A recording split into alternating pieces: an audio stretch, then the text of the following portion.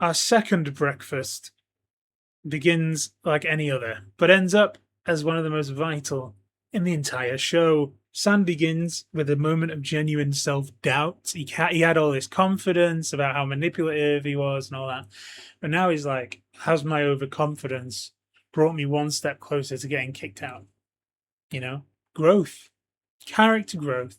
Meanwhile, Rachel, Stephen, they walk in, absolutely convincing, faithful faces. In the VT, Rachel's like, you really need to remember to have a convincing face. People will pick the slightest things. Well, they're playing this perfectly. And a discussion about Hugo comes up. Hugo, our barrister, traitor, and Harriet. Remember Harriet, our ex-barrister crime writer? Harriet perks up and delivers a kill shot to Hugo before we've even, dug into our croissant. She says, I think if I were a traitor and I knew there was a barrister sitting across from me, I'd be reluctant to keep that barrister in place. Harriet is a barrister, Hugo barrister. Harriet kept barrister a secret. Hugo's like, hey everybody, I'm a barrister. Look at me. I'm rich and do law stuff. But it's an absolutely excellent observation. You can almost see the penny for Rachel and Stephen drop, like, oh, she's right. That is suspicious. And curiously, nobody defends Hugo.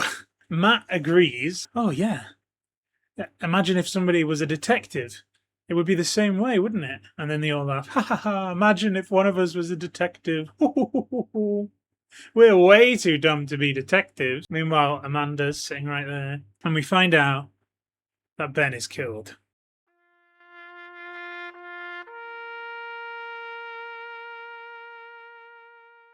The traitors know this ahead of time, so the reactions here are quite important. And we know Rachel and Stephen are already on it. But what about Hugo? Hugo cuts across the entire conversation and demands a moment of silence for Ben. Now, he's feigning so much anger. It's genuinely very weird. Ben isn't actually dead, Hugo. Like, please tell me you know that. Has anybody taken Hugo to Ben and let them hug it out? Because Hugo is clearly in mourning. Somebody do something, Claudia, please. And the room's reaction to this moment of silence is, right, anyway, which it would be, wouldn't it? It's so weird. And this is where, I started suspecting that Fiona was the secret traitor. She's so sneaky. And in this moment, she's like, oh, who was it Ben said he had suspicions about again? I don't remember. Like, she's getting them to put Ross's name forward without, sharing Ross's name. If she's the secret traitor, then she's playing it very well. And Ross has no retort to this. Not only does Ross suffer from the Nettie curse, he now suffers from the Ben curse. Ross is screwed. Ross's time is soon to be over. This is when the group realised something quite important.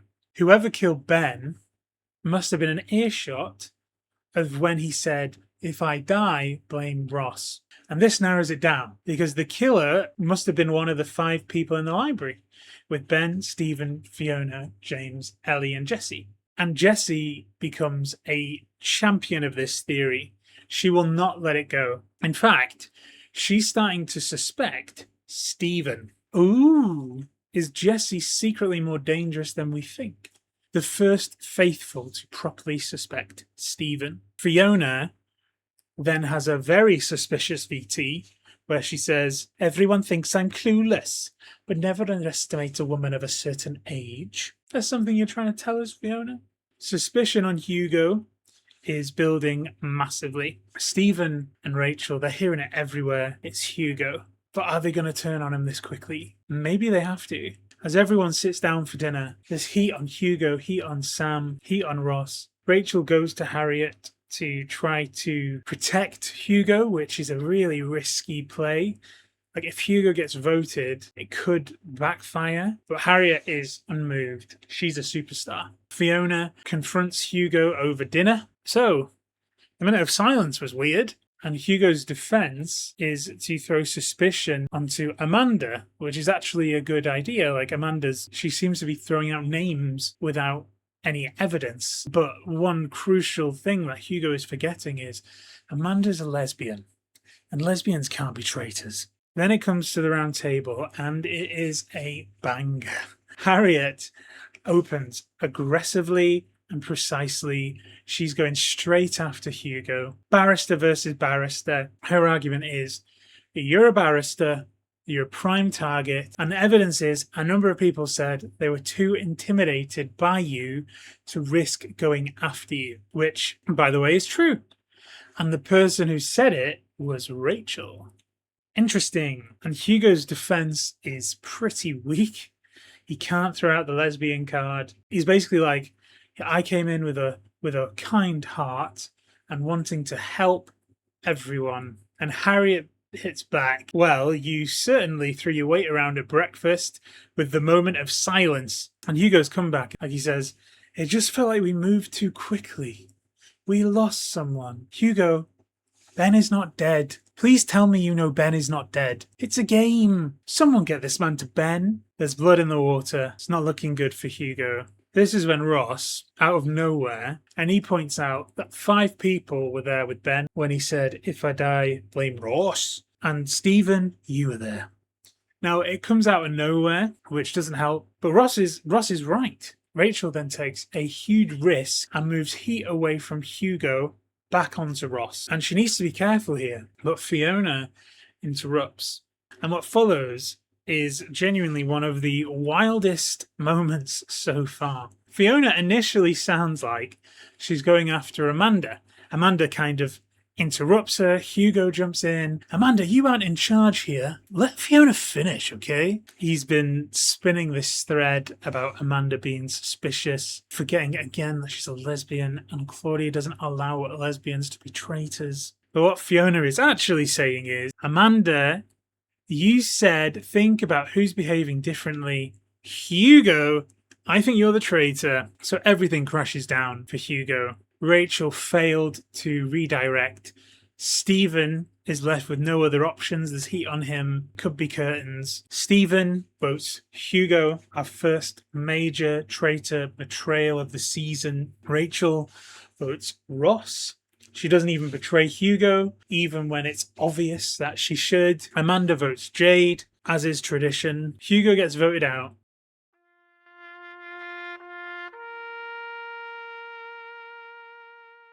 Hugo gets voted out, led largely by Harriet's brilliance. The faithfuls are delighted, but so are the traitors. This makes Stephen look extremely innocent. Later, Rachel has a genuinely terrifying comment in her VT where she says, this was always the plan. Befriend and support a traitor and get rid of the other one that doesn't serve me, and I didn't need to do anything at all. He did it himself. Is this pure luck, or is Rachel having the best game ever? We'll find out the answer to that question, but for now, it's Harriet's moment. She nailed it. So following that round table, Rachel and Stephen get a task. They're given a picture with all the contestants, and they have to secretly place red ink on the 9 people to become a shortlist, this time for the secret traitor. It's in the middle of the hallway, so anybody can walk past and see them doing it. If they get caught tampering with it, they're done. And the reward is huge, because if they're successful, they get to find out the identity of the secret traitor. Secret traitor loses their anonymity, and the power dynamic shifts completely for Stephen and Rachel. In the end, they decide it's worth it, and Rachel, in the middle of everybody, decides to pull Stephen away. And her excuse is like, oh, there's Latin on this frame, Stephen. Can you help me understand what it says? But unfortunately, Reese is there, and instead of ignoring them, Reese immediately is like, I love pictures! Let's go! Stephen then senses the danger. Ha ha ha, yes, there's loads of pictures. Maybe too many pictures. Let's stay here. But Rachel commits. No, we're going to see the pictures, Stephen. Reese is just there, completely emotionally invested, but intellectually absent. It's like, spelling the word vet, so the dog doesn't quite understand what you're saying. They get to the picture, and Reese goes, ha, why am I here? I don't speak Latin. And Rachel says, oh, by the way, Stephen, I need to give you a heads up about something. And Reese immediately is like, oh, I can leave if you want. Reese, what are you doing? This is a game built entirely on secrecy. And you've just volunteered to remove yourself from a private conversation. That's not good Traitors play. That's showing the survival instincts of a fillet of fish. But here's the thing, and I genuinely understand it completely. I think Britain has broke my brain here. In Britain, the social pressure is so intense that sometimes it completely overrides survival instincts just to avoid making somebody feel uncomfortable. I was once rushing to a meeting and I was eating an egg mayo sandwich, which, you know, I have on occasion. And I ran into a guy who I knew from work. And the idea that me walking along eating an egg sandwich could somehow make him uncomfortable was so intense, I just put it in my pocket. Egg, mayo, cress, soaking into my pants. Was that the right decision? No. Did I think it would make him less uncomfortable? Probably not. Did my brain think it would? Absolutely. If I'm in Reese's position and I get even the tiniest atom of a thought, I might be intruding or making someone uncomfortable, I'm immediately like, do you want me to go? Yeah, I'll go. No hesitation. I practically removed myself from the building. Sorry. I'll just not be here. La la la, I'm not listening. So even though it seems like utter madness, I understand Reese here. It's just a huge shame because it does turn out to be a massive blunder, which, you know, could have been absolutely crucial evidence in his favour later on. But he sacrificed long-term game value for like short-term politeness. And Reese, if you're watching this, which you're not, but if you are, my main takeaway is, for a guy with a nose ring, you're not very nosy. Boom. With Reese gone, Stephen and Rachel are at the picture, and Stephen's worried that it's all just too risky. If people realise that the picture was used by the traitors, Reese was in the room and they asked, you know, for a private word, it's too much evidence linking Stephen and Rachel together.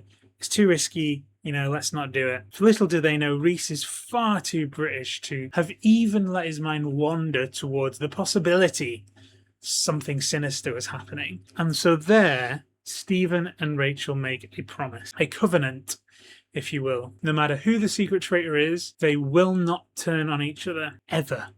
They will never vote each other out. It's a sacred bond. We'll call it the Stevel Covenant. And the Stevel Covenant is going to be the foundation of this show going forward.